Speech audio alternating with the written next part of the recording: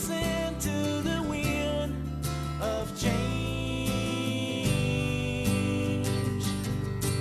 Take me to the magic of the moment on the glory night, where the children of tomorrow share their dreams with you and me. Take me to the magic of the moment on the glory night, where the children of tomorrow dream away in the wind of change. Oh, the wind of change blows straight into the face of time, like a storm wind that will ring the freedom bell for peace of mind. Let your battle like I sing, while my guitar wants to sing.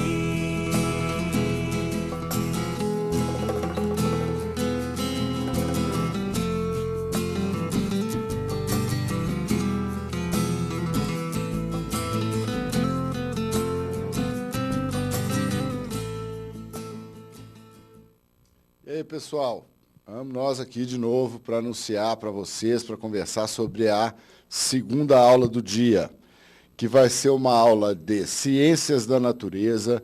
Já separem aí a página 344 da apostila para ficar já bala.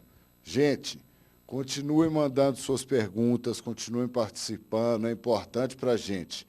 É muito importante também receber recados como que nós recebemos dos alunos lá de Montes Claros. Marielle, a professora Marielle, que é aqui coordena o Polo de Montes Claros, um abraço nosso daqui de Belo Horizonte. E para os alunos de Montes Claros, um abraço também. Gente, força, falta um mês e pouco aí de aula, é agora que vocês têm que cada vez se dedicar mais, cada vez ter que se comprometer mais com a aula, mais com o estudo, porque é esse pequeno período de tempo que vai fazer a diferença durante um tempão na sua vida. Tá? Acredite em você e acredite que você é capaz, que você chega lá. Tá ok? Um abraço também para o Francisco, aluno nosso da cidade de Tauá, no Ceará. Ele é aluno em casa e também mandou um abraço agradecendo a excelente aula dos professores.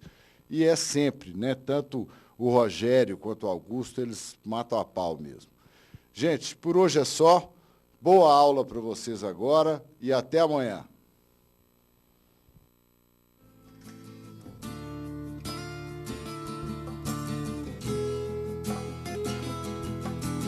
Take me to the magic of the moment on a glory night, where the children of tomorrow share their dreams with you and me. So take me to the magic of the moment on a glory night, where the children of tomorrow dream away in the wind of change.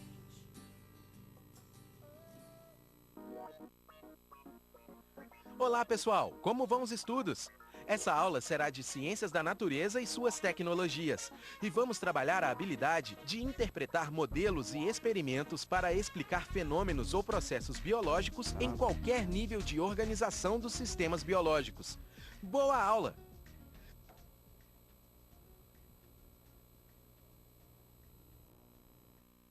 Meu nome é Bruno, sou professor de Biologia e eu queria que vocês enviassem para mim aí as dúvidas ao longo da aula, tudo bem?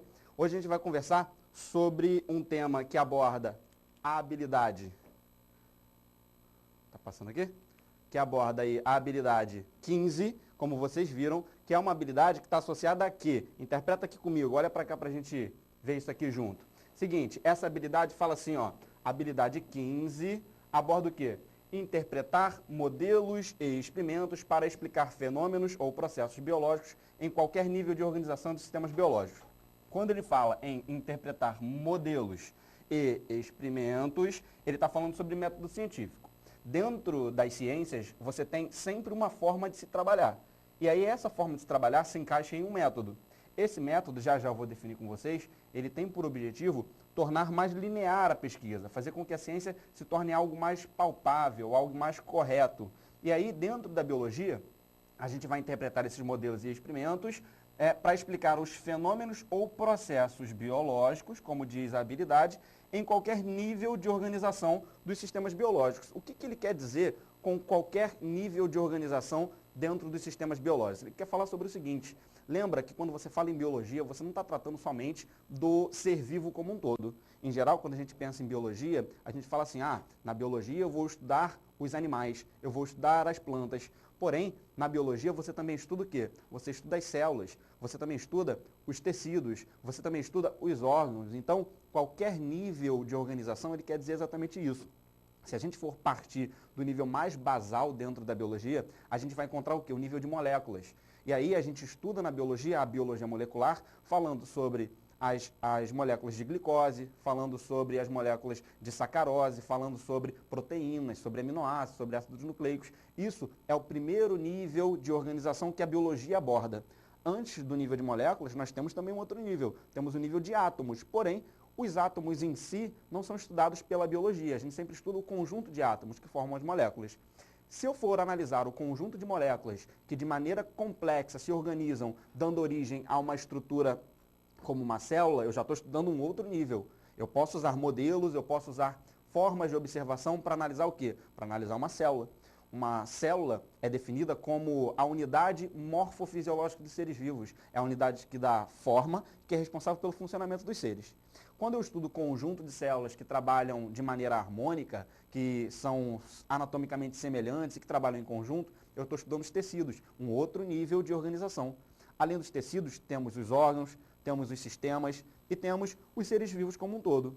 E aí, não importa qual é o nível de organização, seja a organização relacionada a um organismo, seja a organização associada a um conjunto de organismos em uma população, como você estuda na ecologia, ou em uma comunidade, ou em ecossistema, sempre os cientistas que analisarem esse fenômeno, que analisarem essa circunstância, estarão fazendo o quê? Utilizando um método. Agora eu te pergunto, a gente está falando de método científico, a gente está falando sobre ciência, e para qualquer ciência, você deve ter uma forma de estudar. Eu pergunto, antes de entrar em método científico, como você visualiza um cientista? Como é que você enxerga um cientista? Se você pensa em um cientista, em geral, você pensa em quê? Tenta materializar um cientista na sua cabeça. Quando você pensa em cientista, você pensa num cara jovem ou num cara mais velho? Eu acredito que você pensa num cara mais velho. Além de pensar num cara mais velho, você pensa que ele está vestido como? Ele está vestido de sunga, na praia? Ele está sem camisa? Ele é um cientista que está de regata? Ou é um cientista que está com uma roupa mais séria, de terno e gravata, com um jaleco? Ele está de óculos? Esse cientista que você materializou está de óculos? Ele tem cabelo branco? Ele tem uma cara muito normal ou tem uma cara meio de maluco? Normalmente, quando você pensa em cientista, você não pensa numa pessoa jovem, você não pensa numa pessoa com uma vestimenta despojada. Você, em geral, pensa o quê? Pensa num cientista que é mais velho, uma pessoa que está com uma vestimenta que, em geral, está associada ao laboratório. Mas nem sempre o cientista é aquele cara que fica no laboratório. Então, quando a gente pensa em cientistas, olha ali, ó, quando você pensa em um cientista, como é que você vê esse cientista? Olha para cá. Você pode, por exemplo, visualizar esse cientista assim, ó, como se fosse um cara lá, ó, com óculos, e aí ele está descabelado, porque o cientista ele não tem muito tempo para se arrumar, né? Ele está lá com um tubo de ensaio. Eu acho que provavelmente você pensou no cientista como sendo esses dois exemplos aqui, ó. Aquela imagem do cientista maluco que a gente conhece. Porém, um cientista nem sempre ele vai estar de jaleco, nem sempre ele vai ter que usar um óculos fundo de garrafa, nem sempre ele vai estar dentro de um laboratório. Os cientistas que trabalham analisando e estudando ecossistemas, por exemplo, eles podem ser, normalmente eles vão utilizar roupas que são mais leves, porque eles vão estar andando na mata. Eles vão estar utilizando calçados específicos para isso, roupas muitas vezes com muitos bolsos. Para quê? Para que ele consiga guardar o material que ele vai utilizar no seu mecanismo de coleta. Ou muitas vezes, olha aqui, ó, o cientista, por exemplo, o biólogo marinho, o oceanógrafo, ele vai ter que utilizar uma roupa completamente diferente dessa que você imaginou aqui. Então, na verdade, para você entender um cientista, você não deve pensar que o cientista é o cara que trabalha no laboratório. Cientista é o cara que trabalha fazendo o quê? Ciência. Ele pode ser, por exemplo, um cientista político. E aí ele vai estar com terno, gravata, no congresso, trabalhando em um outro espaço completamente diferente do laboratório que você está visualizando. Então você tem que tomar cuidado com a imagem do cientista que você constrói, por mais que seja muito comum você pensar no cientista como sendo aquele cientista maluco de jaleco que está lá no laboratório. Até porque é isso que você vê no filme, é isso que você vê nos desenhos, é isso que você costuma ver, é essa imagem que costumam vender de um cientista. Beleza, mas esses cientistas que você está vendo lá atrás, eles apresentam algumas características comuns. Não em relação à sua indumentária, em relação à sua roupa, mas em relação ao seu raciocínio. Agora pensa comigo como é que deve ser o comportamento de um cientista. Como é que deve ser um cientista em relação às suas atitudes? Como ele deve ser? Deve ser uma pessoa observadora? Concorda comigo que um cientista tem que ser muito observador? Tem que ser um cara muito questionador? Por quê? Porque é na dúvida que ocorre o avanço da ciência. Então, se o cientista não é questionador, aquilo que ele observa e que ele acredita que seja, vai ser o quê? A verdade. E um cientista, ele não se baseia somente nas verdades absolutas. Um cientista, ele vai se basear em quê? Em todas as dúvidas que vão nortear a sua pesquisa. Todo cientista, ele tem uma pulga atrás da orelha aí, entre aspas. Por quê? Porque é essa dúvida que vai fazer com que ele busque as respostas, tentando analisar e fazer com que a sua ciência avance, sempre tentando sanar as suas dúvidas, as suas indagações. Então, todo cientista, ele tem que ter algumas características importantes. Vê aqui comigo, olha lá, ó. Em relação ao comportamento, um cientista, ele deve ser muito ou pouco estudioso. Eu te pergunto, você provavelmente está estudando para quê? Provavelmente para ser um cara que trabalhe com ciência. Não é a ciência necessariamente biológica, pode ser a ciência relacionada à área de humanas, pode ser a ciência relacionada à área tecnológica, mas você tem sempre que estudar muito. Sempre um cientista vai ser muito estudioso. Por quê? Porque ele precisa ter uma visão de mundo muito ampla. Não adianta um cientista ter uma visão limitada do espaço que o cerca. Por quê? Porque se ele tem essa visão limitada, a tendência é que ele seja tendencioso. Já um cientista que é estudioso, um cientista que é observador, ele consegue ter o quê? Ter um senso crítico maior. Tudo bem? Esse cara tem que ser um cara curioso. Por quê? Porque o cientista que não tem curiosidade não busca explicações, ele não busca explicações para essas dúvidas. Então, em geral, o cientista, ele é estudioso, observador, muito curioso, persistente. A persistência, gente, é um adjetivo que tem que estar presente em todo cientista. Por que tem que estar junto a todo cientista? Porque nem sempre uma experimentação, nem sempre uma técnica de coleta, nem sempre a forma de abordar o espaço ao redor dele vai dar o resultado que ele espera. E quando não dá o resultado que um cientista espera, ele tem que fazer o quê? Persistir. Ah, mas persistir no erro, Bruno? Não, ele pode persistir na tentativa. Não no erro, ele pode mudar a forma como ele está tentando abordar aquilo. Ele pode mudar a forma como ele vai tentar promover aquela experimentação, aquele teste. Mas ele tem que persistir. Porque se ele desistir na primeira hora que o experimento der errado, pode ser que na segunda tentativa ele iria acertar. Mas se ele não tentar a segunda vez, naturalmente ele não vai conseguir ter o seu resultado. Então ele tem que ser estudioso, observador, curioso, persistente, com uma ampla visão do mundo. E por mais diferentes que sejam todos aqueles cientistas que você viu, todos eles apresentam o quê? Uma mesma forma de explorar o fenômeno que ele está observando. E aí, dentro de toda essa diferença, o que ele utiliza para nortear a sua pesquisa é um método conhecido como método científico. Eu te pergunto, se você nunca fez, por exemplo, um bolo em casa, para você fazer esse bolo, o que você precisa? De uma receita. Quando você pega essa receita não é um método que você utiliza para promover para você conseguir fazer o seu bolo? Então, quando você vai fazer o bolo, o que você faz? Primeira coisa, vamos supor, você pega o tabuleiro, coloca no forno pré-aquecido sem nada dentro. Aí depois você pega um ovo, quebra o ovo dentro do tabuleiro com o tabuleiro quente. Não, o máximo que você vai fazer vai ser fritar o ovo no tabuleiro. Então, quando você pega uma receita, você segue o quê? Uma ordem, você segue um conjunto de etapas. Essas etapas são etapas que já foram utilizadas antes e que geraram um resultado positivo. Quando você segue as etapas lá do bolo, faz a massa primeiro, pré-aquece o forno, coloca lá o fermento, não sei fazer um bolo direito, mas quando você segue todo o passo a passo do bolo, espera-se que no final dê certo. Se der errado, o que você faz? Desiste? Não. Se você é um bom cientista, se você é um bom cozinheiro, o que você faz? Persiste.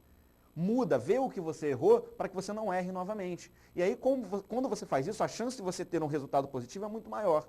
Então, concorda comigo que esse método, eu estou aí fazendo uma analogia com uma receita, mas esse método não deixa de ser uma receita. Você vai ver que ele vai ter uma sequência de etapas. E essa sequência de etapas vão ser etapas que vão permitir o quê? Vão trazer para você uma maior segurança na hora de você chegar ao resultado da sua pesquisa. Tudo bem? Então, por mais diferente que seja o pesquisador, pode ser um pesquisador que trabalhe, como eu falei para vocês no início brincando, de sunga, pode ser um oceanógrafo que trabalhe com uma roupa apropriada para o mergulho, pode ser o cientista do laboratório, aquele que está com o jaleco, aquele lá com cara de maluco, pode ser um cientista que esteja lá de bermuda, porque ele vai entrar numa trilha, e essa trilha é uma trilha em que a temperatura é elevada, ele pode estar com roupas leves. Eu, por exemplo, não deixo de ser um cientista, só que um cientista da educação. Eu preciso necessariamente estar de jaleco? Não preciso. Por quê? Porque eu trabalho dentro de uma sala de aula.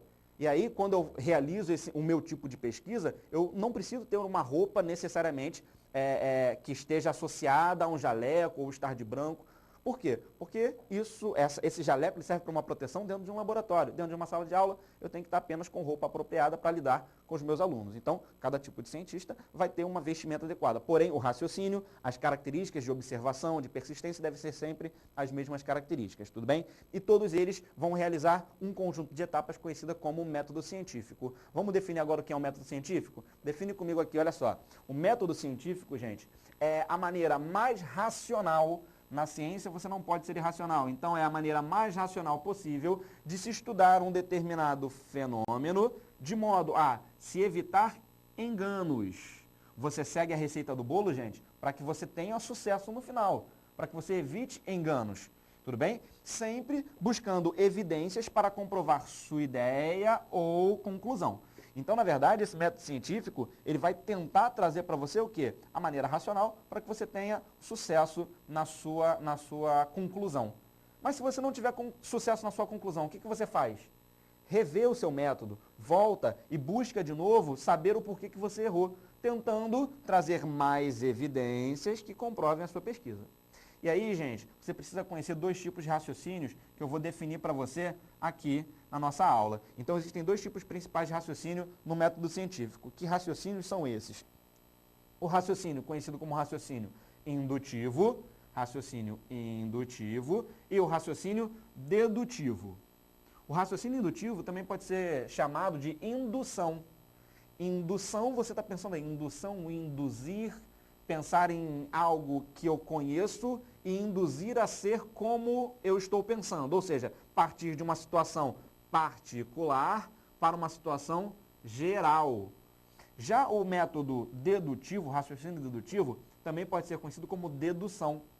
E uma dedução, muitas vezes você faz deduções a partir de um conhecimento que você já tem, de algo que já é generalizado. Então, uma situação geral que leva a uma dedução para algo particular, nada mais é do que o que a gente chama de raciocínio dedutivo.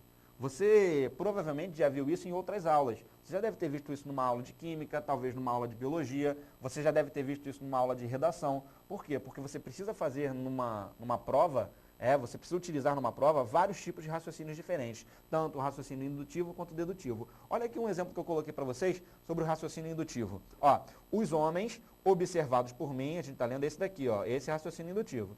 Os homens observados por mim tinham fígado do lado direito. Todos os homens terão, portanto, fígado do lado direito. Eu observei todos os homens? Eu observei todos os homens que existem na natureza? Eu observei todo mamífero da espécie Homo sapiens, todo homem, para eu dizer que todo homem tem fígado do lado direito? Não, mas eu preciso observar todo homem para para induzir que ele tem o fígado do lado direito. Eu te pergunto, todo homem que você conhece um dia vai morrer? Pô, não, Bruno, tomara que não. Não, um dia vai morrer. Se é um ser vivo, um dia vai morrer, não é? Agora, por que você está dizendo isso? Porque os seres vivos que você conhece um dia morrem, certo? Você observou todos os seres vivos para saber se eles vão morrer um dia? Não, mas você está induzindo que eles vão morrer um dia. Por quê? Porque as situações particulares que você conhece permite que você faça essa indução. Agora, se eu digo para você assim, ó, eu vou mudar o meu exemplo com base na mesma situação. Todo ser vivo morre. O Bruno é um ser vivo. Logo, o Bruno morre. Eu não estou partindo de uma situação geral. Eu estou afirmando que todos os seres vivos morrem. Se eu estou afirmando que todos os seres vivos morrem e eu estou dizendo que eu sou um ser vivo, logo eu vou morrer. Então, na verdade, um dia, né? Espero que não tão cedo, não agora, mas eu vou morrer. Então, o que acontece? Diferentes seres vivos morrem. Isso é uma generalização, situação geral. Se surgiu um indivíduo e eu estou dizendo que aquele indivíduo morre, é porque, naturalmente, aquele indivíduo é um ser vivo. A mesa que está aí na sua frente, ela vai morrer? Não. Por que ela não vai morrer? Porque ela não é um ser vivo. Então, ela não se enquadra nesse método, nesse raciocínio, não se enquadra na minha generalização. Tudo bem? Olha o exemplo aqui que eu coloquei, um exemplo, né, associado à questão do fígado. Olha lá, ó. Todos os mamíferos têm o fígado do lado direito. O homem é um mamífero. Se o homem é um mamífero, logo ele vai ter o quê? Fígado do lado direito. Talvez você tenha visto isso também numa aula de redação, numa aula de português. O nome disso é um silogismo, né? Esse silogismo, ele parte de uma premissa, e ele chega até uma conclusão. A minha conclusão aqui, ó, é de que o homem tem fígado do lado direito. Quais são as etapas do método científico? Quais são as fases do método científico? Lembra que eu falei da minha receita do bolo? Lembra que você tem um passo a passo? Então, os eventos associados ao método científico também são divididos em etapas. E aí, dentro dessas etapas, nós temos o seguinte: qual era o fenômeno que o cientista estava... Qual era a característica principal de um cientista? A primeira que a gente viu era aquela relacionada à sua observação. Então, o método científico, ele se divide em várias etapas. A primeira etapa, para um cientista conseguir desempenhar uma determinada ciência, ele precisa observar o que está acontecendo ao seu redor. Então, a primeira coisa é a observação de um fato. Beleza, depois que você observa um fato, você vai se questionar sobre aquele fato, já que é aquilo que você quer responder. Então, depois que você observa um fato, você vai promover o quê? O levantamento de questões. Essas questões são dúvidas. Dúvidas. E essas dúvidas são levantadas como? Como você levanta uma dúvida para o seu professor? Por quê? Como? Onde? Quando? São formas de questionar um determinado fato. Tudo bem? E aí, depois que você questiona um determinado fato, você vai formular uma hipótese. Bruno, eu já ouvi falar em hipótese. Hipótese, gente, na verdade, é um palpite. Hipótese nada mais é do que você achar o que é. Então, hipótese é um palpite. Tranquilo? E depois que você levanta uma hipótese, vai promover uma testagem para que você possa analisar os resultados até chegar a uma conclusão. Como assim? Falei rapidinho aqui, mas eu vou voltar. Eu vou falar novamente isso com vocês. Primeiro, presta atenção aqui em mim. Olha só. Vamos supor que você não seja um cientista, mas você esteja lidando com uma situação cotidiana. Por quê? Porque esse método científico, ele não acontece somente para você lidar com situações dentro de um laboratório ou relacionados a uma ciência. Logicamente que esse método é uma forma racional de você responder a uma questão. Em geral, você usa para que você tenha uma confiança maior em termos científicos. Mas concorda comigo que, por exemplo, vamos supor que você tenha chegado a casa. Chegou à sua casa, e aí quando você chegou, você abriu a porta, você foi até o interruptor e tentou acender a luz. Quando você apertou no botãozinho para acender a luz, o que aconteceu? A luz não acendeu. Primeira coisa que você faz é observar aquilo. A luz não acendeu. Logo depois que a luz não acendeu, o que você faz? Você se questiona. Qual é o questionamento que você faz? Por que a luz não acendeu? E essa luz não acendeu, estou fazendo o quê? Estou levantando a questão. Depois que eu me questiono sobre aquilo, eu vou fazer o quê? Eu vou levantar algumas hipóteses. Como assim? Olhei, apertei o botãozinho, a luz não acendeu. E por que será que a luz não acendeu? Será que a luz queimou? Essa é a primeira coisa que a gente pensa. A gente nunca pensa que pode ter esquecido de pagar a luz, né? Porque isso pode estragar lá as comidas na sua casa. A primeira coisa que você pensa é se queimou a luz. Mas pode ser também que tenha esquecido de pagar a conta. E será que eu esqueci de pagar a conta? Será que a lâmpada queimou? Será que está faltando luz em todo o bairro? Então, quando você tenta fazer uma coisa e observa um fato, a primeira coisa, você observou o fato. Depois, você se questionou o porquê daquele fato. E aí você levantou o quê? Palpites. O seu palpite podia ser, queimou a lâmpada, esqueci de pagar a conta, faltou energia no bairro todo. Pode ter sido lá o relógio, lá o disjuntor, algum fator que esteja associado ao quê? A falta a observação daquele fator. E aí o que você vai fazer? Primeira coisa que você faz em geral é testar. Como é que eu vou testar isso? Como é que eu vou testar, por exemplo, o fato da lâmpada ter queimado ou não? O que eu faço? Vou lá, tiro a lâmpada, olho aquela lâmpada, verifico se aquele fiozinho lá está conectado, ou então dou uma balançadinha, não é? Típico isso. Você dá uma balançadinha, vê se está tudo certinho. Se estiver tudo certo, o que você faz? E não queimou a lâmpada. Ou então, se você balançar e perceber que a lâmpada está queimada, sua conclusão estava correta? Conclusão sobre o quê? Sobre o seu primeiro palpite. O seu primeiro palpite não foi que a lâmpada estava queimada? Então, eu estou testando. Vamos lá. Quais foram os processos? O procedimento foi, cheguei, tentei acender a luz. Quando eu tentei acender a luz, o que eu estava fazendo? Estava tentando chegar na minha casa e enxergar as coisas. Beleza. Quando eu tentei acender a luz e a luz não acendeu, o que aconteceu? Eu observei um fato. Qual foi o fato? A luz não acendeu, a lâmpada não acendeu. O que eu fiz logo depois? Levantei questões. Uma das questões que eu levantei foi o quê? Ah, que não acendeu porque a lâmpada queimou. Então a minha dúvida foi, por que não acendeu? Não acendeu porque a lâmpada queimou. Não acendeu porque a lâmpada queimou foi a minha hipótese, concorda? Concorda comigo que eu estou dando um palpite sobre o que eu acho que aconteceu, que não necessariamente estará correto? Então a minha hipótese não é nada concreto. A minha hipótese não é nada correto, comprovado. A minha hipótese é um palpite. Por mais que você escute muito aí no dia a dia, as pessoas usando o termo hipótese como se fosse algo mais comprovado do mundo. Na verdade, a hipótese é apenas um palpite. Tudo bem? Então, o que acontece? Dei um palpite. Quando eu dei o palpite, eu vou ter que fazer o quê? Testar para ver se esse meu palpite está correto. Depois que eu testei, em geral, na ciência, com um experimento controlado, eu vou analisar o resultado. Quando eu analiso esse resultado, com certeza eu terei uma conclusão correta? Sempre eu vou ter uma conclusão correta? Não, nem sempre. Se nem sempre eu vou ter uma conclusão correta, significa que quando der errado a minha conclusão, o que eu tenho que fazer? Voltar e formular uma nova hipótese. Para que eu possa testar essa nova hipótese, analisar o resultado e ver se a conclusão vai ser correta. Mas se a conclusão for ok, se a minha conclusão for correta, que bom, o meu problema está resolvido. Nesse meu exemplo, como seria uma conclusão correta? Tirei a lâmpada, testei a lâmpada e verifiquei que a lâmpada estava queimada. Conclusão correta, o que eu faço? Para resolver o meu problema, troco a lâmpada, compro uma lâmpada nova, coloco lá no bocal e aí eu vou resolver o meu problema. Mas se eu, por exemplo, verificasse que a lâmpada estava íntegra, que a lâmpada estava boa, seria uma conclusão incorreta. Incongruente com o quê? Com o meu palpite. O que eu faço? Sento e choro e fico no escuro? Não. Nessa hora, o que eu vou fazer? Levantar uma outra hipótese. E será que faltou luz no bairro todo?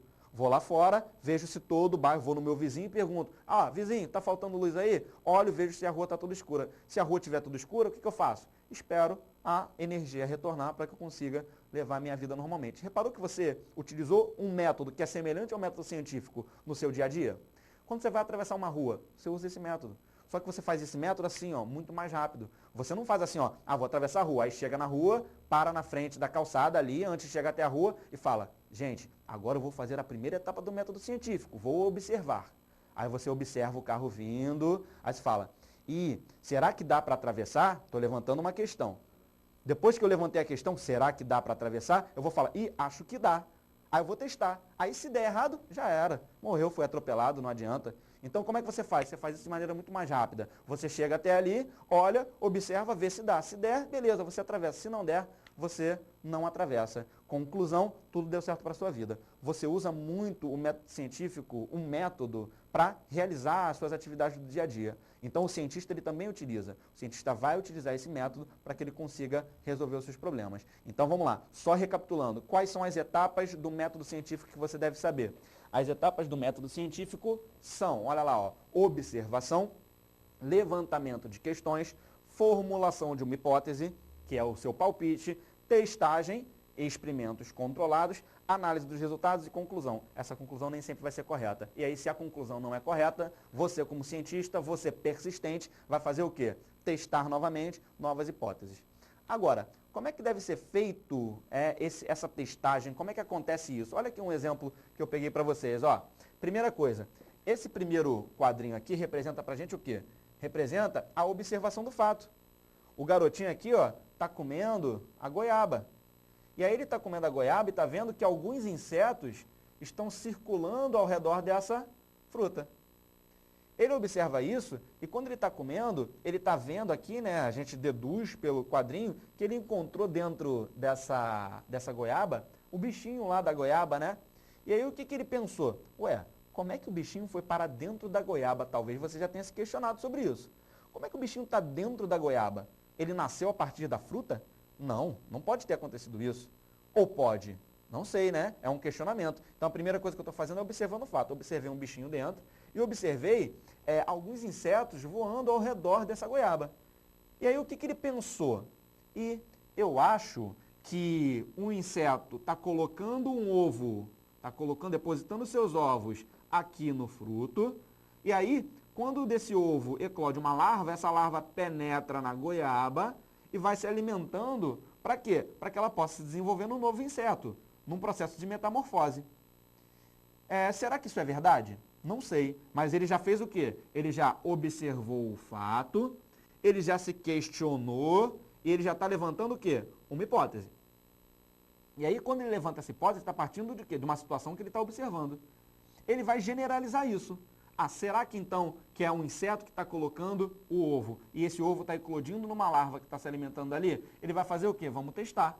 Vamos fazer um experimento. Olha o experimento que ele fez. Aqui, ó, na situação C, o garoto aqui perspicaz está fazendo, ó, está embrulhando o fruto, tá vendo? Com um papel. E aí, quando ele embrulha esse fruto com o papel, o que ele evita? Que o inseto consiga colocar os seus ovos diretamente sobre o fruto. E aí, o que ele espera encontrar? Quando ele tirar o fruto que amadureceu, que se desenvolveu envolto por esse papel, ele deve observar o quê? Que não, nesse fruto, ele não vai encontrar o quê? As larvas. Por que ele não encontrou as larvas? Porque não tinha como o inseto colocar os ovos diretamente no fruto. Tudo bem? Pô, Bruno, mas será que foi por isso mesmo? Será que foi enrolando o fruto que ele conseguiu evitar que a larva se desenvolvesse lá dentro? Será que enrolar o fruto não foi somente uma forma de impedir que o fruto de dentro dele mesmo formasse larvas? Não, sabe por quê? Porque esse cara fez um experimento controlado. Olha aqui no último quadrinho, o fruto ao lado. Repara uma coisa, o fruto ao lado não está envolto por papel nenhum. Enquanto que esse fruto aqui, ó, está envolto por papel. Então você concorda comigo que ele teve o discernimento de fazer uma comparação? Então, quando ele faz um teste, ele não pega simplesmente e testa aquilo que ele quer visualizar. Ele tenta comparar situações entre uma condição onde ele está testando, um grupo que ele vai chamar de grupo experimental e um outro grupo que ele vai chamar de grupo controle. Tudo bem? Então, antes da gente continuar e falar sobre os experimentos em si, vamos começar conversando um pouquinho sobre uma questãozinha aí. Eu vou ler a questão com vocês, eu vou deixar 5 minutinhos para vocês resolverem a questão. Essa é uma questão discursiva e a partir daí, o que eu vou fazer? Eu vou responder as dúvidas que vocês forem me mandando. Então, olha lá, ó. Olha para cá, lê comigo. Leia o trecho da letra da canção abaixo e responda. É uma música lá do Paralamas de Sucesso, lá do Herbert Viana. Se você quiser cantar aí, canta do lado aí, canta pro seu amigo. Olha lá, ó. Vou sair para ver, eu não vou cantar porque minha voz é muito ruim, eu vou só ler para você. Ó, vou sair para ver o céu, vou me perder entre as estrelas, ver de onde nasce o sol, como se guiam os cometas pelo espaço, e os meus passos nunca mais serão iguais. Se for mais veloz que a luz, então escapo da tristeza, deixo toda a dor para trás, perdida num planeta abandonado, no espaço, e volto sem olhar para trás. Eu vou dar uma dica, porque como é a primeira questão, é só para você ir aquecendo, vão ter outras questões para a gente trabalhar junto. Olha só, a gente vai ver, eu vou passar rapidinho para a gente ler a questão juntos. Olha só, está falando aqui, ó, alguns versos dessa canção lembram as etapas do método científico. Identifique alguns trechos que correspondem à primeira etapa do método. Qual é a primeira etapa do método? Ouvi isso daí mesmo? Observação? Então, anota aí do lado. Observação é a primeira etapa do método. Então, já sublinha isso e já anota aí do ladinho. Beleza. Lembra das etapas? Relembra comigo. Observação. O que mais, além de observação? Levantamento de questões. Depois do levantamento de questões, você tinha levantamento de hipótese. Você testava para chegar ao quê? Análise do resultado e a sua conclusão. Primeira etapa do método observação. Estou te dando uma dica, hein? B. Em que trecho o compositor formula uma hipótese para tentar resolver um problema? O que era mesmo a hipótese? O meu palpite. O que eu achava que ia acontecer. Tranquilo? Beleza? Então, olha só. Vamos pensar na letra A. Na letra A, anota aí que eu vou voltar no texto, na música, para você marcar lá.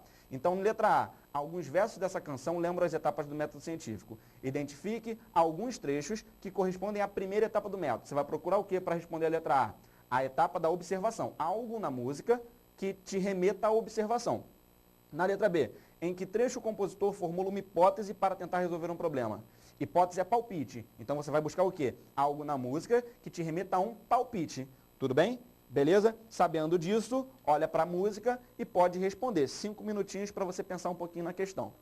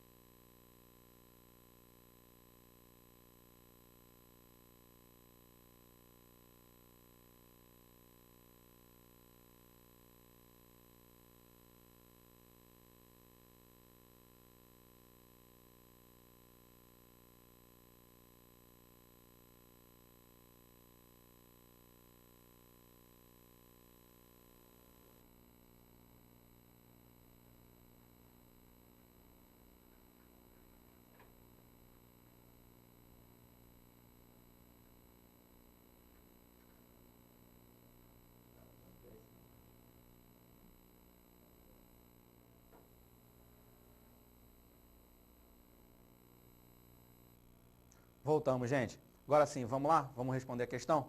Então vamos lá, vê se você conseguiu resolver para a gente continuar trabalhando nessa parte de método científico. Olha a pergunta, vou voltar com você na pergunta para a gente trabalhar junto. Alguns versos dessa canção lembram as etapas do método científico. Identifique alguns trechos que correspondem à primeira etapa do método. Como a gente falou, a primeira etapa do método é a observação. Então vamos ver? O que te lembra observação? Observação é algo que você enxerga, algo que você vê. Então, quando ele diz no início da música, vou sair para ver o céu, ele está falando sobre a primeira etapa do método, está falando sobre observação. Vou me perder entre as estrelas é uma consequência disso, né? Então, vou sair para ver o céu é a primeira etapa do método. Ver de onde nasce o sol, olha aqui uma outra etapa que fala sobre observação. Então, vou sair para ver o céu e ver de onde nasce o sol, são etapas, são versos que explicitam o fato de estar associado aqui à observação, a primeira etapa do método. Tudo bem? Beleza. Quando ele fala aqui, ó, ver como seguiam os cometas pelo espaço, também pode ser uma opção. Então, as opções mais claras seriam o primeiro e o terceiro verso, porque ele tem um verbo, né? Ele está falando que vai sair para ver. Então, se ele está sendo para ver, ele está observando. Você responderia a letra A simplesmente retirando um trecho ou do primeiro verso ou aí do terceiro verso. São duas opções bem diretas. E aí, a segunda que ele fala é assim, ó, B. Em que trecho o compositor formula uma hipótese para tentar resolver um problema? Quando ele fala isso, a gente está falando sobre hipótese. Hipótese é o que mesmo? Um palpite? Então, o que você acha que vai acontecer? Então, vamos no texto de novo. Vamos continuar. Ó. E os meus passos nunca mais serão iguais. Se for mais veloz que a luz, então escapo da tristeza. O que ele está fazendo aqui? Ó? Se for mais veloz que a luz, ele escapa da tristeza. Então, quando ele fala se for mais, é o que ele acha que vai acontecer. Então, se for mais veloz que a luz, se encaixa muito bem no seu palpite. É o que ele acha que vai acontecer. E se tivesse uma letra C perguntando qual seria a conclusão da sua hipótese, o que você responderia? Eu responderia isso daqui, ó. Então, escapo da tristeza. Isso daqui seria a conclusão para quê? Para essa hipótese. Naturalmente, que não é uma conclusão que está totalmente correta. Por quê? Porque ele não testou. Então, o que ele acha é a hipótese, se for mais veloz que a luz, então escapo da tristeza. É isso que ele acha que vai acontecer. Tudo bem? Beleza? Então, no caso, a letra A seria respondida com vou sair para ver o céu, ou ver de onde nasce o sol. E a letra B seria respondida, ó, se for mais veloz que a luz, então escapo da tristeza. Tudo bem? Conseguiu responder? Teve tranquilidade nessa parte? Então, vamos lá para a gente responder agora algumas de suas dúvidas. Vamos pegar aí algumas dúvidas para a gente conversar um pouquinho. Olha lá, ó. Polo aí de Belo Horizonte, a Telesala Escola Satélite, diz assim, ó. Caso realize as etapas do método científico adequadamente, com certeza terei sucesso no desenvolvimento do método científico. Foi o que a gente conversou. Se você vier a realizar todas as etapas do método científico, você tem uma maior chance de ter uma conclusão correta? Sim, mas seguramente você vai ter essa conclusão? Não. Então, na verdade, quando eu falo sobre método científico, a gente está falando da maneira mais racional possível de chegar a uma conclusão correta. Mas lembra que eu falei que essa conclusão pode ser certa ou errada. Se for certa, o que você faz? Parabéns, segue testando novas maneiras de responder aquilo. Agora, se não for a maneira mais correta, se não for a conclusão que você esperava, o que você faz? Volta, elabora novas hipóteses e a partir daí vai promovendo novos testes para que você chegue à conclusão perfeita. Tudo bem?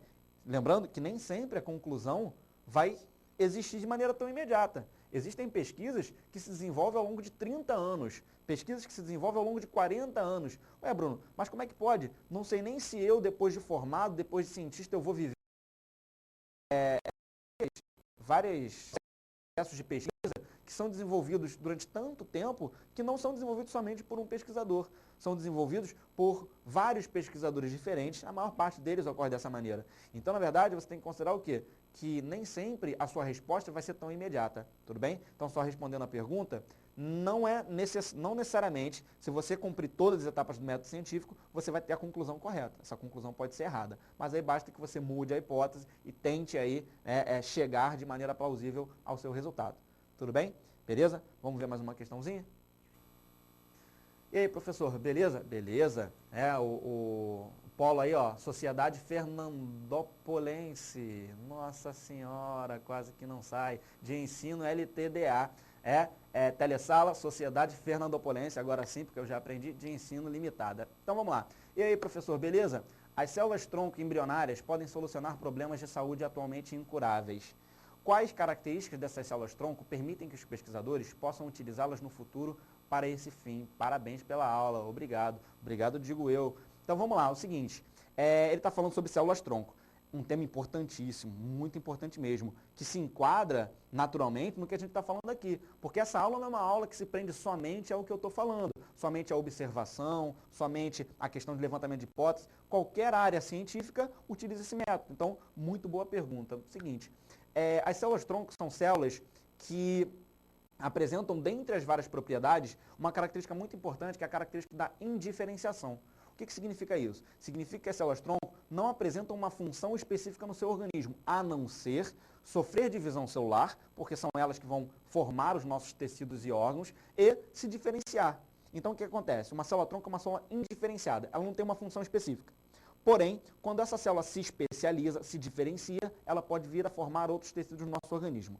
Eu vou te dar um exemplo. Uma célula-tronco embrionária, uma célula-tronco totipotente, como a gente chama, é uma célula-tronco que tem um alto potencial de diferenciação. O que isso significa? Que essa célula não tem uma função específica, porém, ela pode se diferenciar em vários tipos de tecidos. Como assim? Uma célula-tronco totipotente, gente, que é obtida lá no início do desenvolvimento embrionário, são essas células utilizadas hoje no Brasil para pesquisa, aquela que teve a votação no Supremo Tribunal. Então, essas células-tronco totipotentes são células que podem se diferenciar em vários tecidos diferentes. Essa mesma célula, dependendo do estímulo que ela receba ao longo do desenvolvimento embrionário, ela pode formar um neurônio, pode formar uma célula muscular, pode vir a formar uma célula epitelial, pode vir a formar uma célula adiposa, um fibroblasto, ou seja, todas as células do nosso organismo podem ser formadas a partir da diferenciação da célula-tronco totipotente.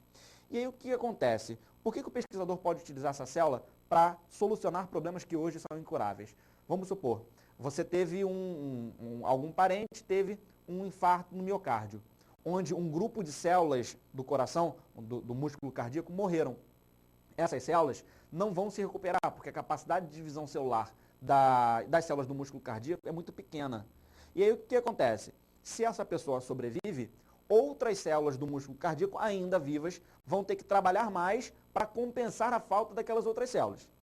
E aí, com isso, você pode sobrecarregar outras partes do coração, muitas vezes trazendo outros problemas relacionados a esse indivíduo. Com a célula-tronco, é possível, talvez, que você consiga fazer o quê? Colocar essas células no músculo cardíaco do indivíduo, e essas células vão, por estímulos do próprio tecido, se diferenciar, dando origem a quê? Dando origem a novas células do músculo cardíaco. Ou seja, você vai substituir aquelas células que antes estavam mortas, que não estavam mais trabalhando por conta da morte celular. Então, concorda comigo que isso é extremamente importante. Com isso, você pode, por exemplo, pegar um indivíduo que sofreu um infarto, que poderia viver o resto da sua vida com problemas cardiorrespiratórios, e pode fazer com que a qualidade de vida dele aumente muito. E melhor ainda, em outros exemplos, na verdade existem N exemplos para a gente tratar sobre isso, mas, por exemplo, um indivíduo que sofreu uma lesão medular, e essa lesão medular fez com que ele ficasse paraplégico, perdeu a capacidade de controlar, de coordenar os seus membros inferiores. Esse indivíduo poderia, talvez, estar relacionado ao quê? A sua vida estaria muitas vezes limitada, entre aspas aí, a uma cadeira de rodas. Ele teria alguns problemas relacionados à sua mobilidade, tudo bem? E aí o que acontece? Talvez no futuro essas células-tronco possam garantir o quê? A retomada e repovoar aquelas células que foram perdidas com a lesão, células neuronais, que são células que também não se dividem depois de diferenciadas, garantindo que ocorra o quê? A recuperação daquele tecido lesionado, garantindo que ele consiga coordenar novamente os seus membros inferiores, e com isso ele pode voltar a andar. Logicamente que é uma esperança que pode existir, porque nossa pesquisa ela está avançando, porém não é nada, talvez, pode ser que eu me engane, mas não é nada para amanhã ou para o ano que vem. A pesquisa com células-tronco, ela já tem um certo avanço, ela já está encorpada, mas ela ainda é considerada uma pesquisa que está engatinhando. Então, na verdade, essa propriedade, a propriedade que você me perguntou é exatamente essa. A capacidade que uma célula tem, que uma célula-tronco tem, de se diferenciar em outros tecidos. tudo bem? E isso acontece porque ela é uma célula indiferenciada. Existem vários tipos de células-tronco, tá? Existem células-tronco totipotentes, que podem originar vários tecidos, todos os tecidos do nosso organismo. Existem células-tronco pluripotentes, repara que o nome mudou, agora não é mais tot, não é total, agora é pluri, é de vários. Então, a célula-tronco pluripotente, ela origina várias células diferentes, mas não todas as células do nosso organismo. Por exemplo, células-tronco da medula óssea vermelha são células-tronco hematopoéticas pluripotenciais. Essas células-tronco, nome complicado, né? Essas células-tronco originam células sanguíneas, originam hemácias, leucócitos, megacariócitos que formaram plaquetas, mas não originam, por exemplo, um neurônio. Não origina, por exemplo, uma célula muscular. Então, ela origina vários tecidos, várias células diferentes, mas não todas possíveis. E ainda existe um grupo de células-tronco que são as células-tronco unipotentes. Como o nome já está dizendo, ela se diferencia em apenas um tipo celular. Por exemplo, um osteoblasto, ele se diferencia somente em um osteócito. Um fibroblasto, somente em um fibrócito. Logicamente que não é o foco da nossa aula, mas espero que a sua dúvida tenha sido respondida. Só recapitulando, 3 tipos de célula-tronco, já que isso pode cair em algum momento no seu vestibular. 3 tipos, né? Totipotente, pluripotente e unipotente. Tudo bem? Beleza? Mais uma duvidazinha? Professor, por favor, seja mais claro entre indução e dedução. Se possível, mais exemplos. Obrigado. Então, pergunta lá do Polo, Jonatas Pontes Atias, né, na telesala de mesmo nome. Então, de novo, professor, por favor, seja mais claro entre indução e dedução. Se possível, mais exemplos. A definição, como a gente viu, de indução é o quê? Indução é quando você parte de uma situação particular e extrapola para uma situação geral. Por exemplo, vamos supor que você tenha um vizinho e esse vizinho é criador de gansos, tá? E aí, esse vizinho criador de gansos, você observou que conforme ele foi gerando a sua criação, o seu cultivo, né, ele foi criando lá a sua fazenda com os gansos, você observou o seguinte, que todo ganso que nascia era um ganso branco. E aí você viu que o primeiro ovo eclodiu e deu origem a um ganso branco. Os pais eram gansos brancos. Macho, a fêmea. E aí nasceu um outro filhotinho, ganso branco. O que você está observando? Que os gansos que nascem e que você observa são gansos brancos. Você já observou todos os gansos do mundo? Não. Porém, você observando situações particulares e que não se alteram, você pode induzir que o próximo ganso que vai nascer vai ser um ganso branco também. Tudo bem? Então, o que acontece? Quando você parte de uma situação particular e extrapola para algo geral, você está fazendo o quê? Você está fazendo uma indução. Então, nasceu um gansinho branco, nasceu um segundo gansinho branco, um terceiro gansinho branco, você já faz o quê? Todo ganso é branco. Você está dizendo que todo ganso é branco por quê? Porque você observou todos os gansos? Não, você está dizendo que todo ganso é branco porque você observou alguns deles e aí você está extrapolando isso para uma situação geral. Tudo bem? Agora, como seria a dedução? A dedução, pegando o mesmo exemplo, seria o seguinte, você extrapolou e você disse que todo ganso que nasce no seu vizinho é branco. E aí você diz o quê? Todo ganso que existe é branco. O meu vizinho está cultivando é planta, está criando está tendo uma criação de gansos. Tem um ovinho de um ganso. Você não disse que todo ganso é branco? Se a sua generalização diz que todo ganso é branco, aquele ganso que vai nascer ali quando eclodir o ovinho, tem que ser de que cor? Branca. Então vamos lá. Quando você pega situações particulares e extrapola para o geral, indução. Quando você pega uma situação geral e dessa situação geral você deduz o que vai acontecer antes mesmo da situação ocorrer, isso é uma dedução. Tudo bem? Você está partindo de uma situação geral para uma situação particular. Tudo bem? Por exemplo, todo homem é falível. Todo homem pode errar. Certo? Einstein, um grande cientista, é um homem. Logo ele pode errar? Não, Bruno, ele é um Einstein. Não, se ele é um homem, ele é falível. Ele pode errar? Pode. Então, na verdade, todo homem é falível, eu estou generalizando. Eu sou um homem, logo eu posso errar? Posso. Einstein é um homem. Logo Einstein pode errar? Pode. Tudo bem? Beleza? Tranquilo? Beleza. Então vamos continuar para a gente seguir aí nas nossas questões, para vocês continuarem tirando as dúvidas de vocês. Eu vou resolver aí mais uma questãozinha. E aí, fazendo essa questão, você vai conseguir entender bem o que eu estou falando. Vai pegar bem o exemplo da questão que você me perguntou agora. Olha lá, ó. Certa vez uma criança se perdeu. Como fazia frio, decidiu procurar material para atear fogo. À medida que ia trazendo objetos para a sua fogueira, observava que alguns queimavam e outros não. Primeira coisa importante, ele foi fazendo o quê? Ele foi trazendo alguns objetos que ele achava pelo caminho. Tudo bem? Ele foi trazendo alguns objetos e foi ateando fogo. E foi observando que alguns queimavam e outros não queimavam. Tranquilo? Começou então a fazer a lista abaixo, relacionando os que queimavam e os que não queimavam. Depois de algumas viagens, sua classificação continha as seguintes informações. Daqui a pouco a gente vai ver essa listinha. E aí ele fala assim, ó, a partir dessa lista, ela tentou encontrar uma regularidade que a guiasse na procura de novos materiais combustíveis, chegando à seguinte conclusão: todos os objetos cilíndricos queimam. Vamos partir da primeira ideia. O que ele foi? Ele pegou todo o material da floresta? Não, ele pegou alguns materiais. Esses poucos materiais que ele foi pegando, ele foi testando. Alguns queimavam, outros não queimavam. Ele está partindo de uma situação geral para o particular, ou ele está partindo de uma situação particular para o geral?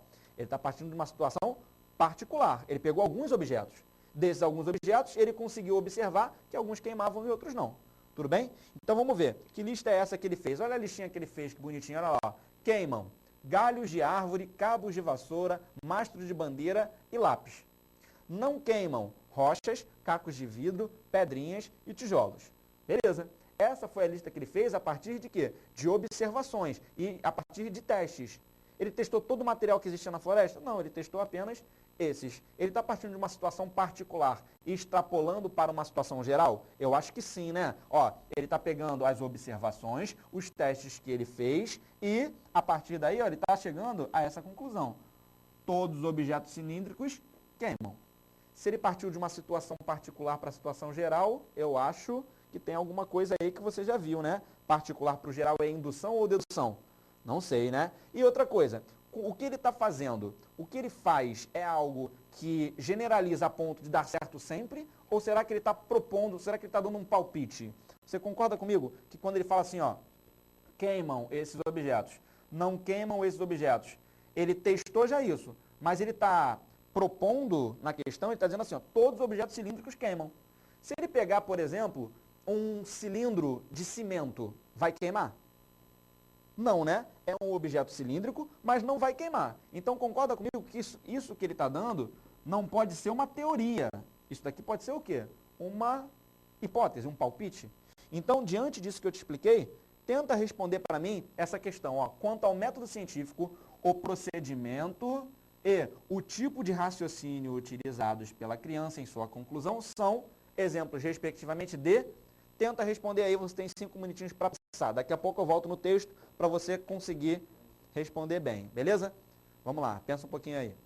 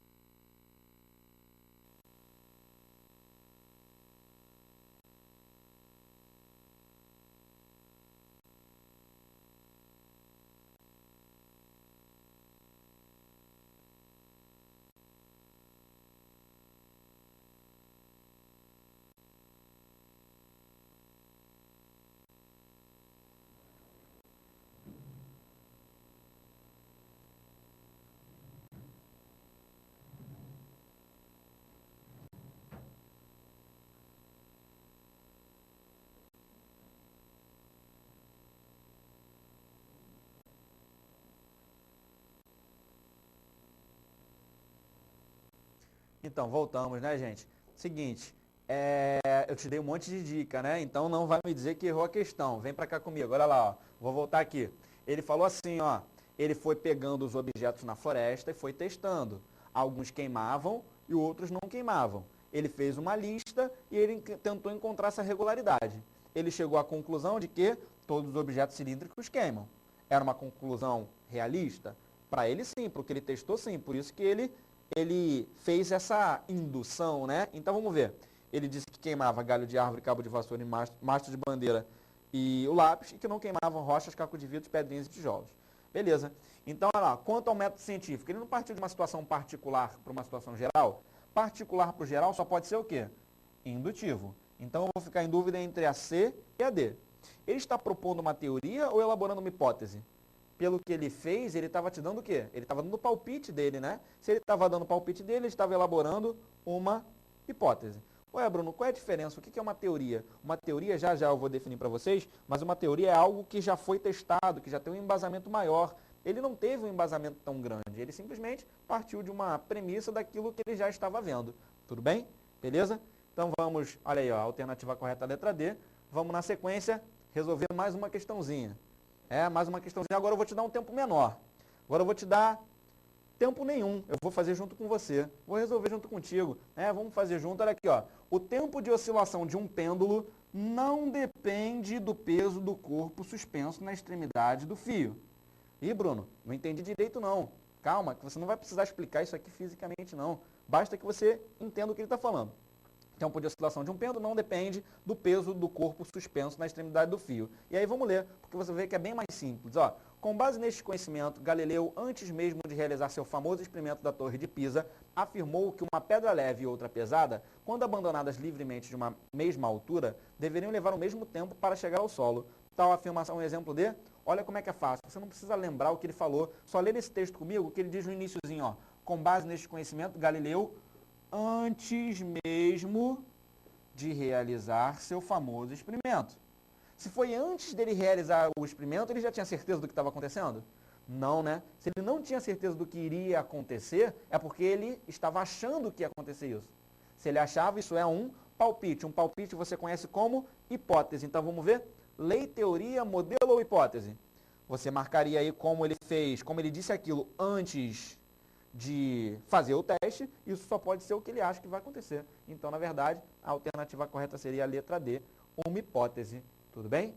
Beleza? Ficou alguma dúvida aí? Se ficou, é só mandar essa dúvida lá para o site para a gente resolver novamente, tá?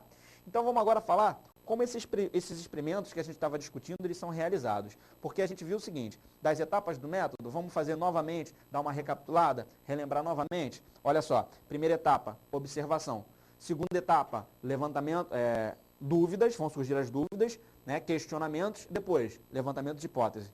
Depois do levantamento de hipótese, você vai fazer o quê? Você vai fazer o teste para ver se a sua hipótese está correta. Depois que você fizer o teste, você vai concluir. Vai tirar uma conclusão, vai analisar um resultado e vai tirar uma conclusão sobre aquilo. Tudo bem? Beleza? Então é simples. Observa, se questiona, levanta uma hipótese, faz um teste e aí agora a gente vai parar nesse teste. Como é que deve ser esse teste? Deve ser um teste qualquer? Por exemplo, eu acho que se eu jogar uma moeda para cima, essa moeda vai cair com a face cara voltada para cima. Se eu jogar e cair com a face coroa, significa que meu experimento deu errado. Se cair com a face cara voltada para cima, eu falo, ih, deu certo, sou um ótimo cientista. Tá bom? Tentei 2 vezes, ou tentei uma vez, caiu na face que eu queria, já é a minha conclusão correta? Qual é a chance de uma moeda, quando jogada para cima, cair com a face cara voltada para cima? Qual é a chance que tem de cair com a face coroa voltada para cima? Não é metade? Não é 50%? A chance de cair com a face cara é 50%, de cair com a face coroa é 50%. Mas se eu jogar 3 vezes a moeda, 4 vezes a moeda, significa que 2 vezes vão cair com a face cara e 2 vezes vão cair com a face coroa voltada para cima? Acho que não, né? Como é que eu faço para, probabilisticamente, isso ter uma maior chance de acontecer? Cair metade, metade. A maior chance para isso acontecer seria o quê? Jogando muitas vezes. Jogando centenas, milhares de vezes. Aí eu aumento a chance de ocorrer esse evento. Então, probabilisticamente, eu aumento a chance quando eu tenho o quê? Um espaço amostral grande. Então, repara uma coisa, para eu fazer um experimento controlado, nesse experimento controlado, uma coisa que eu tenho que analisar é o seguinte, ó, eu tenho que ter um espaço amostral representativo. Não posso testar uma vez e depois de testar uma vez ver o quê? Ah, deu certo. Se eu testar uma vez só, eu vou estar sendo tendencioso. Eu tenho que também separar dois grupos. Um grupo que a gente chama de grupo controle, que é o grupo que você não testa, é o grupo simplesmente que você vai deixar sob as condições normais, e um grupo que é o grupo experimental, que é o grupo que você estará testando. Tudo bem? Beleza. Você vai analisar uma variável por vez. Não vai adiantar você analisar muitas variáveis, por quê? Porque se der certo, deu certo por quê? Por conta de qual variável? E ainda, você deve testar os grupos sob as mesmas condições. Por exemplo, vamos supor que eu tenha lá uma criação lá de coelhos, e aí eu tenho essa criação de coelhos e eu observo que os meus coelhos estão perdendo muito pelo. Estão perdendo muito pelo. E aí eu pensei assim, primeira coisa que eu vi foi o quê? Observação, primeira etapa do método. Observei que o pelo estava caindo muito. E aí eu fiquei me perguntando, por que será que o pelo do meu coelho está caindo tanto? Coitado lá dos meus coelhinhos. Eu acho que pode ser por conta da alimentação que ele está recebendo. Eu acho que é provavelmente um excesso de vitamina E, por exemplo. Estou chutando uma vitamina qualquer. Tá, eu acho que é excesso de vitamina E. Eu acho que essa vitamina do alimento está fazendo o pelo dele cair. E aí o que eu vou fazer? Eu observei e vou criar um teste para ver se é isso mesmo. Vou pegar um novo alimento, vou, sei lá, comprar uma nova ração, mandar manipular, mandar fazer uma nova ração que tenha uma menor quantidade ou que não tenha vitamina E. Repara uma coisa, se eu pegar todos os meus coelhos e oferecer para todos os meus coelhos uma ração que tenha uma menor quantidade de vitamina E ou que não tenha vitamina E e o pelo parar de cair, significa que eu estou certo? Não. Sabe por quê? Será que o pelo do coelho não estava caindo simplesmente por conta do período, em todo mês de janeiro o pelo cai? Será que não é algo normal daquilo e eu não sabia?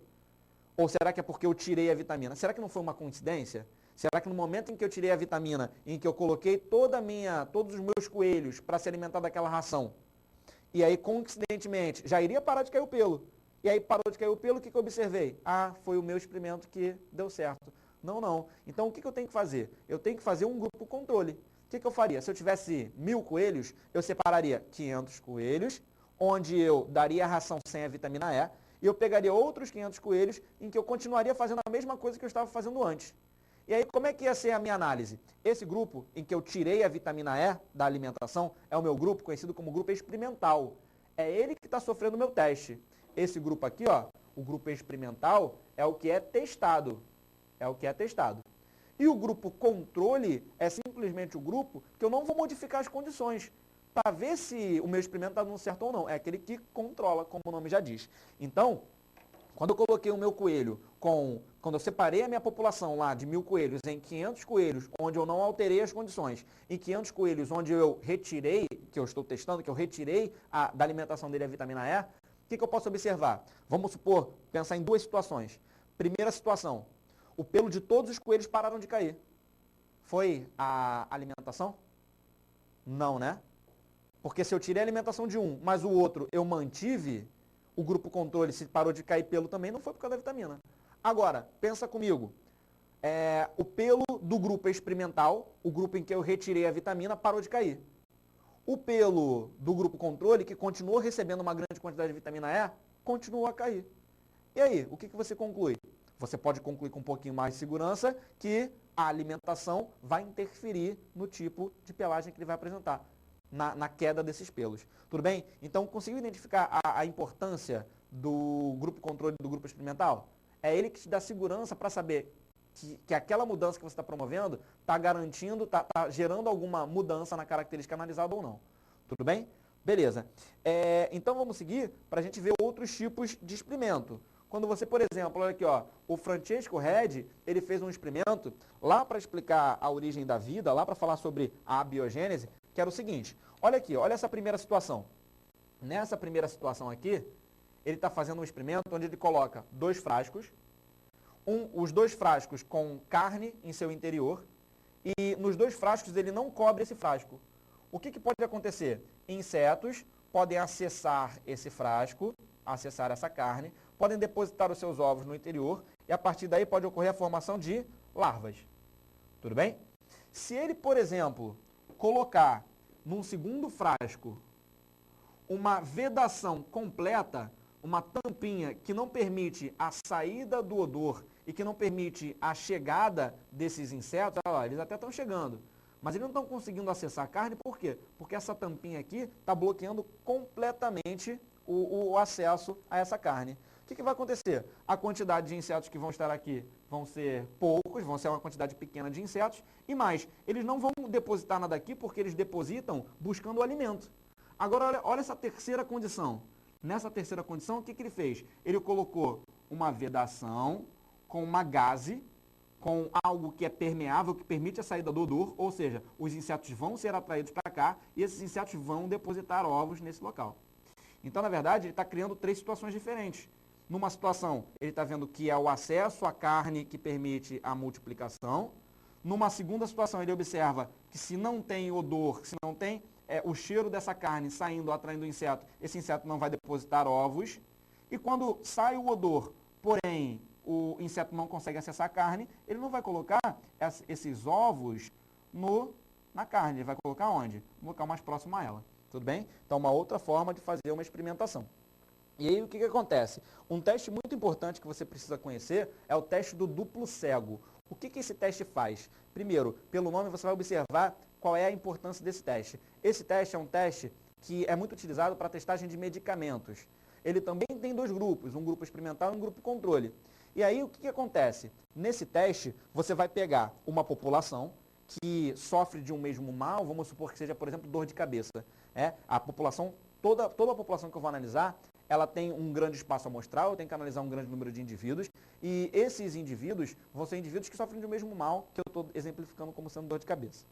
É o seguinte, eu vou ministrar um novo medicamento para ver se esse medicamento pode ser utilizado no mercado. Eu vou utilizar cobaias. Logicamente que antes de eu chegar em uma cobaia humana, eu vou passar por outras cobaias, vou passar por cobaias animais, vou passar por outros organismos para ver se isso tem algum reflexo ou não.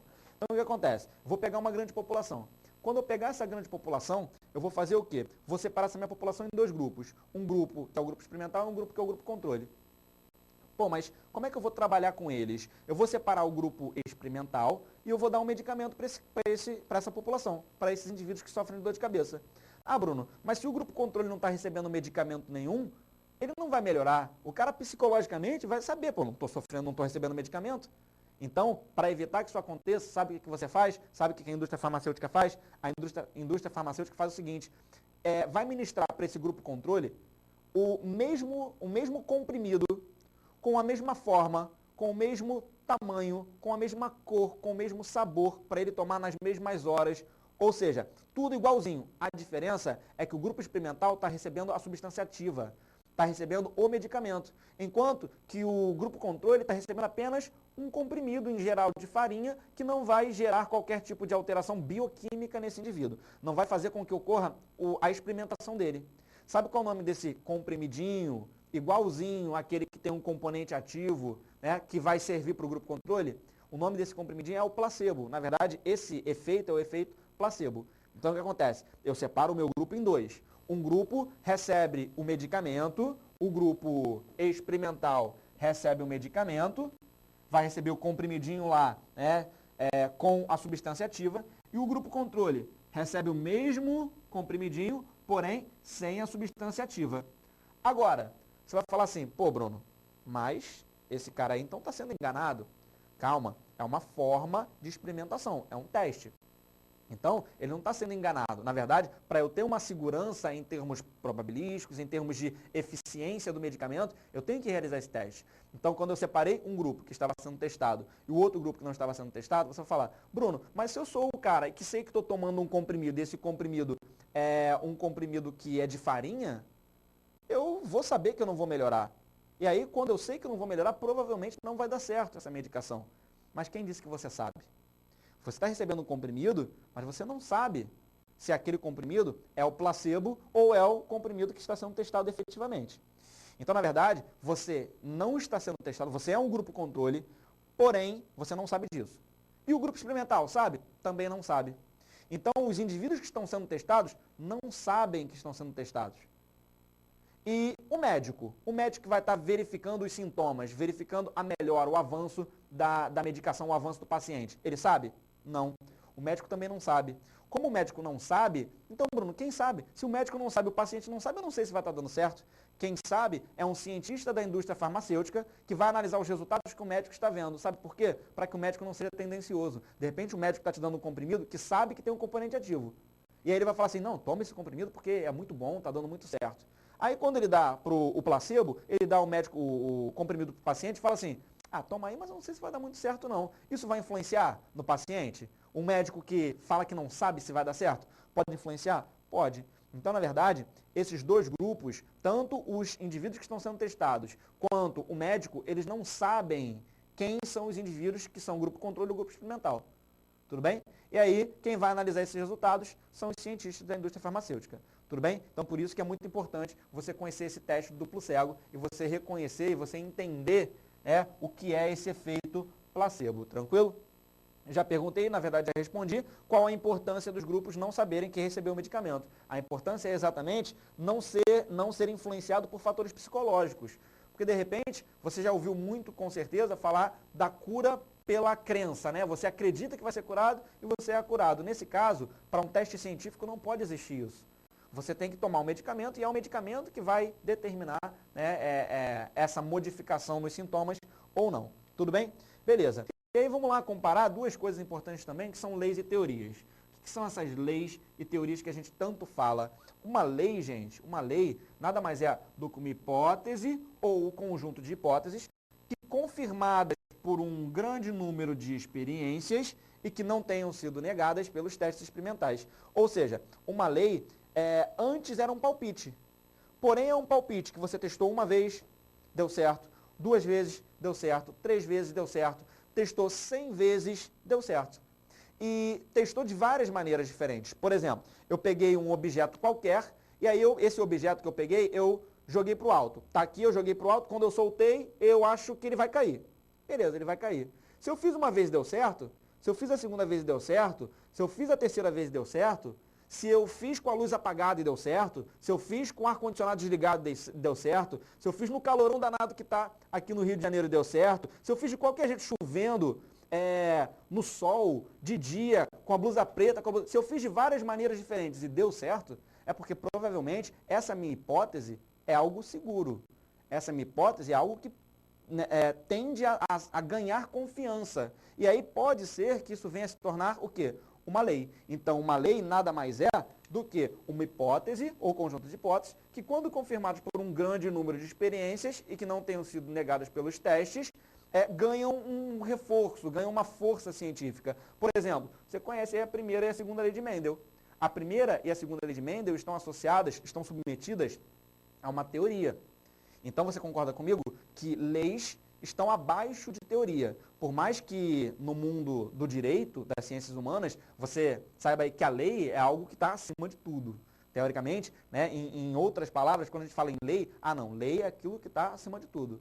E muitas vezes a gente pensa, não, a teoria está abaixo da lei. Não, não. Aqui, no método científico, a teoria está acima da lei. Então, um conjunto de leis estão submetidas a uma teoria. Por exemplo, já ouviu falar na lei da gravidade? Exatamente isso que eu falei para você, eu vou soltar e vai cair. A lei da gravidade está relacionada a quê? A lei da gravidade está submetida à teoria gravitacional. A primeira e a segunda lei de Mendel estão submetidas às teorias da hereditariedade. Tudo bem? Está claro isso para você? Então, lei está submetido à teoria. Beleza? Então, olha aqui, olha o que é uma teoria. Acompanha comigo. Teoria são conjuntos de leis. Então, a lei da gravidade está submetida à teoria gravitacional. Tranquilinho?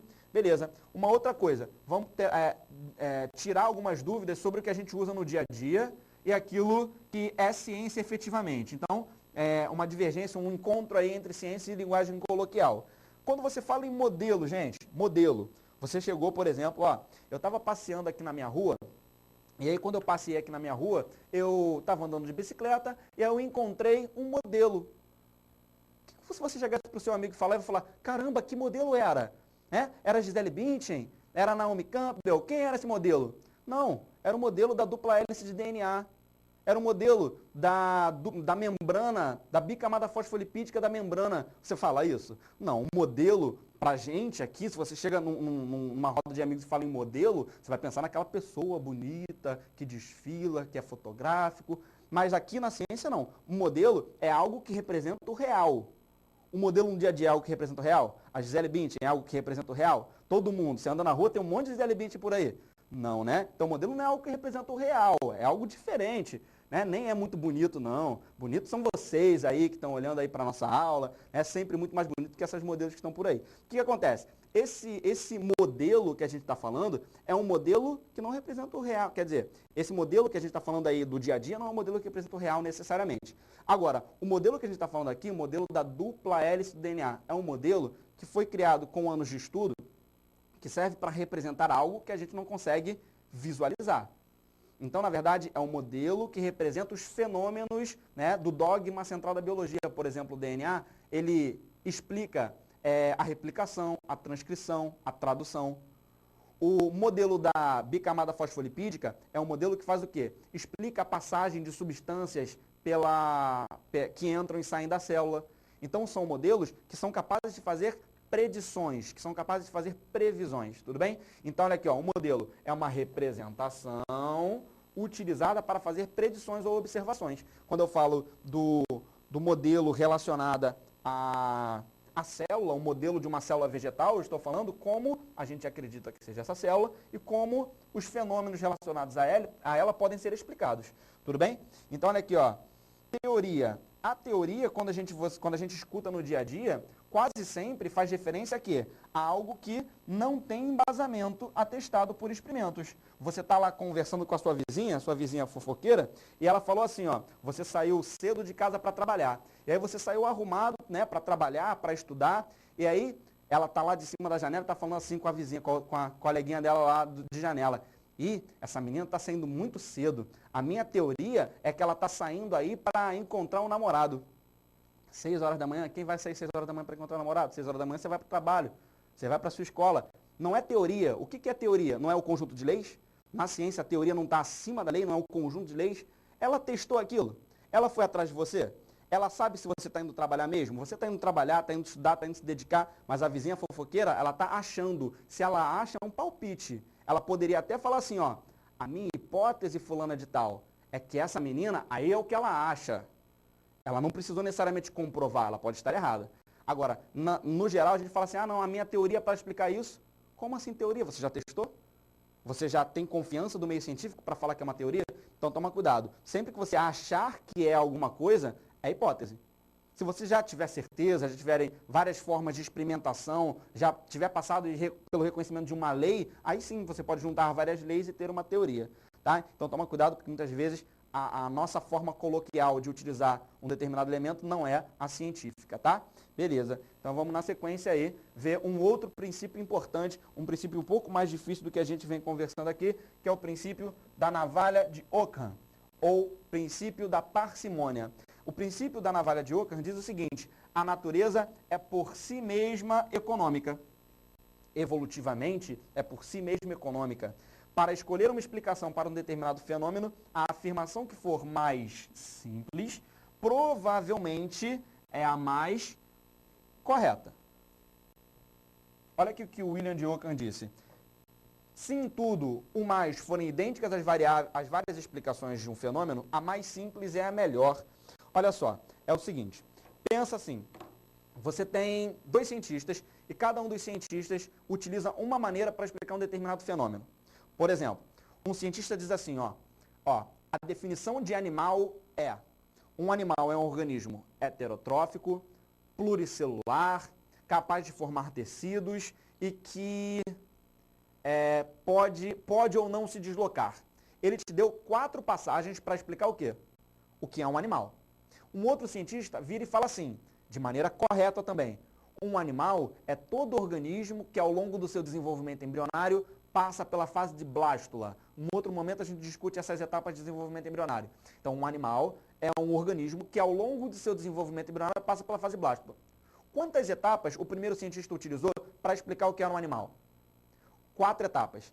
Dentro dessas 4 etapas, ele explicou corretamente? Explicou. Só que ele utilizou 4 etapas, enquanto que um outro cientista utilizou apenas uma etapa. Qual das 2 explicações provavelmente é a explicação mais correta? Não estou dizendo que uma delas esteja errada, estou dizendo que uma provavelmente é a mais correta. A mais correta provavelmente é aquela mais econômica. E aí pensa no princípio. O princípio é o princípio da navalha. Para que serve uma navalha? Para cortar. para cortar o excesso de explicações. Então, como a natureza, como o William de Ockham diz que a natureza é por si mesmo econômica, é mais simples, então, provavelmente, a explicação que é a mais correta é a explicação mais com menos etapas, a explicação mais simples, desde que essas etapas sejam coerentes. Você também não vai usar qualquer tipo de etapa que não tenha qualquer tipo de coerência para explicar um determinado fenômeno, tá? Então é isso que diz o princípio da navalha de Ockham, tudo bem? Princípio da parcimônia. Olha aqui uma figurinha. Qual delas você acha que seria explicada pelo princípio da natureza mais econômica? Em termos de, pensa que a ideia é o seguinte, como eu devo pendurar um balanço em uma árvore? E aí surgiram as 6 explicações diferentes. Qual a explicação que você acha mais plausível? Um balanço que seja suspenso em uma árvore, que seja funcional, que seja capaz de se balançar. E aí tem algumas explicações. Olha essa primeira aqui. Um balanço triplo. Está suspenso, mas você pode aí 3 andares de balanço, podem 3 pessoas. Essa é a explicação mais simples de como se construir um balanço? Acho que não, né? Acho que não. Olha essa outra explicação aqui. Eu vou pendurar um balanço, vou usar uma tábua e vou usar 3 cordas. Onde é que o cara vai entrar aqui para ficar nesse balanço? Como é que vai ser isso aí? Como é que o cara vai conseguir se balançar nessa árvore se você está pendurado por 3 cordas? Então eu vou pendurar no tronco. Olha aí. É a forma mais simples de se balançar nessa árvore? Não. Então eu vou pendurar em 2 galhos fortes. Como é que o cara vai se balançar aqui? Tem como ele se balançar aí? Não. Bruno, agora tem, ó. Eu vou cortar o tronco da árvore, vou sustentar a árvore com esses gravetinhos aqui, vou botar o balanço e vou ficar passando por dentro do tronco. Pô, deve ser maneiro isso daí. Deve ser interessante. Mas, como é que você vai sustentar a árvore com isso aqui? Como é que você vai conseguir se balançar por dentro do tronco da árvore? Tá louco? Não dá para fazer isso. Agora, você já sabe que você, quando coloca um balanço, amarra uma corda de maneira simples, num pneu ou algo em que você possa entrar nesse orifício. Você já deve ter visto vários balanços desse tipo. Então, o que acontece? Tem várias explicações diferentes. São várias explicações diferentes, porém, a mais simples provavelmente é a que vai dar mais certo, não é? Tudo bem? Então, na verdade, é só uma analogia para você conseguir enxergar o que o William de Ockham propôs. A natureza por si mesmo, simples, tranquilo? E um outro princípio que você vai estudar aí comigo, que eu vou falar com você, é o princípio da falsibilidade. Isso é importante. A ciência, gente, isso daí para você, futuro cientista, a ciência, ela busca a verdade de maneira dinâmica. Toda hipótese, por mais segura que ela seja, por mais testada que ela tenha sido, ela tem que ser refutável. O que é isso? Ela tem que ser falseável. Então, por exemplo, quando o Mendel propôs a primeira lei, ele propôs a primeira lei e ele acreditava naquilo. Ele testou aquilo, ele enunciou aquilo. E aí, diante disso, ele foi testando inúmeras vezes. Conforme ele ia testando, ia dando certo. Conforme a ciência ia avançando, ia comprovando que aquilo estava seguro, que aquilo estava correto. Porém, ele não disse que aquilo era uma verdade absoluta. Será que alguém não tinha proposto qualquer ideia em relação à genética antes de Mendel? Quer ver um exemplo que você vai conseguir entender com facilidade? Darwin e Lamarck. Lamarck tinha uma explicação para a evolução. Essa explicação foi a única explicação? Foi a explicação mais aceita? Não, mas ele tinha uma explicação. E aí, conforme ele ia explicando e surgiam outras explicações, a que era mais correta, a que era mais aceita, a que podia ser mais testada e confirmada, foi aquela que foi ganhando mais status. Foi a associada ao Darwin, associada à seleção natural. Então, o que o Lamarck disse contribuiu para a ciência? Contribuiu, porém, por um certo período de tempo. E aí, conforme outras hipóteses vão surgindo, são hipóteses mais confiáveis, mais seguras, as que estavam em vigor antes vão sendo o quê? Eliminadas. Tudo bem? Então, a ideia da ciência é a ideia de uma ciência dinâmica. O que hoje é verdade, amanhã pode não ser mais. Então, o que você está escutando, de repente, até mesmo eu explicando agora, não nessa aula, mas em alguma outra aula, pode ser que no futuro venha a descobrir que aquilo não é bem assim. E aí você vai fazer o quê? Pô, o Bruno explicou errado. Não. Por quê? Porque a ciência é dinâmica. A gente explica, a gente entende, a gente estuda com aquele conhecimento que até então é a verdade. Tudo bem? Beleza? Concorda comigo que quanto mais a ciência avança, mais aquela hipótese pode ser confirmada ou descartada? Se ela for sendo testada de inúmeras maneiras e aí ela for sempre sendo confirmada, a tendência é que você tenha o quê? Cada vez mais confiança naquela hipótese. Tudo bem? Beleza? Por exemplo, quando quando Gregor Mendel propôs a primeira e a segunda lei de Mendel, ele propôs fazendo o quê? Cruzamentos. Ele fazia cruzamentos. Ele pegava lá as ervilhas, fazia o cruzamento entre linhagens puras, depois ele fazia o cruzamento entre linhagens híbridas, ia promovendo esses cruzamentos e ele ia analisando resultados. Hoje, você precisa fazer um cruzamento para identificar características genéticas?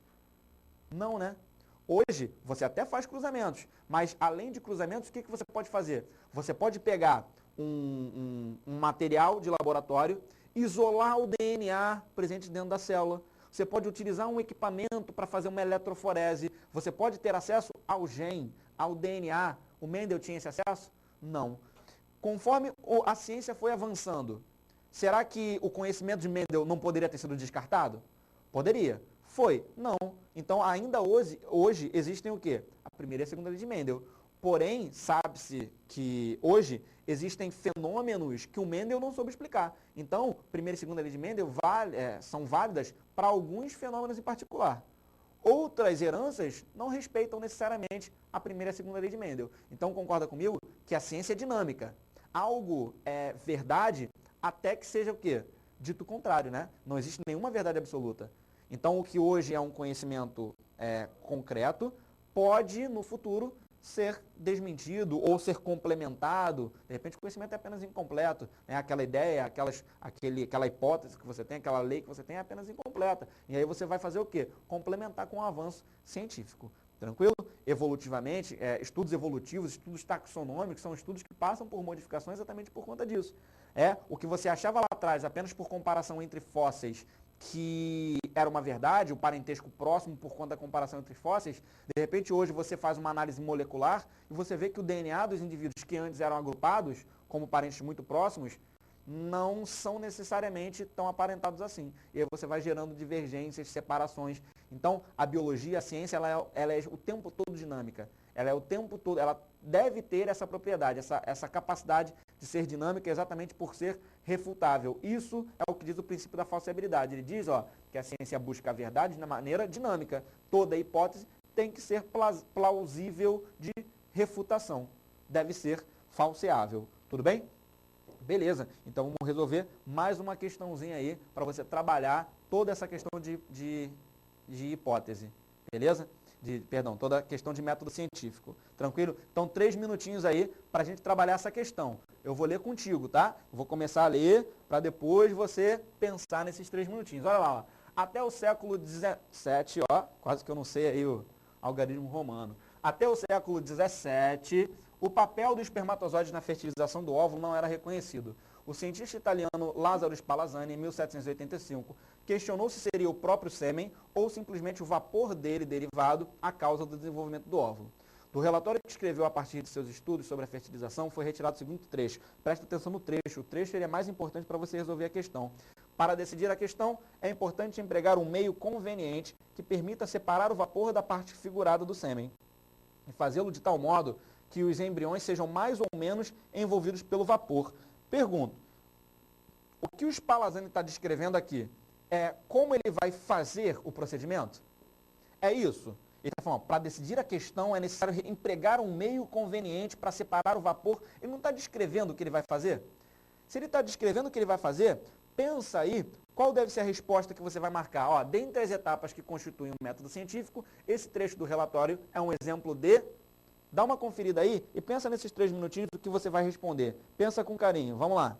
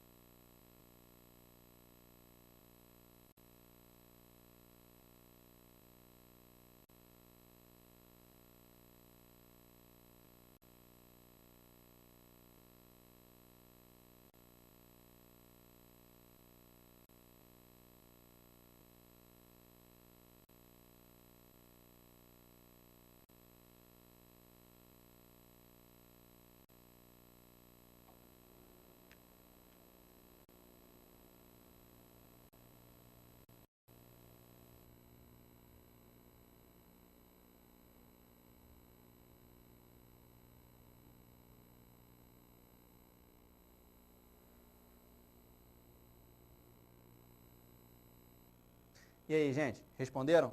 Mole, mole? Vamos lá. Então, como eu falei para vocês, o Lázaro Spallanzani estava falando o quê? Descrevendo como ele ia trabalhar, separar o vapor, vou voltar aqui rapidinho, ó. Separar, ó, empregar um meio conveniente que permita separar o vapor da parte figurada do sêmen. Eu sei que você leu o texto e falou, caramba, não entendi nada. Mas não é para entender isso. Na verdade, é só para ver o que ele está fazendo. O que ele está fazendo é analisando dados? Não. Ele está coletando material? Não. Ele está elaborando uma hipótese? Não, ele não está dizendo qual é o palpite dele. Ele está falando que está empregando um meio para quê? Para que ele consiga ter a conclusão dele. Então, ele está planejando um experimento.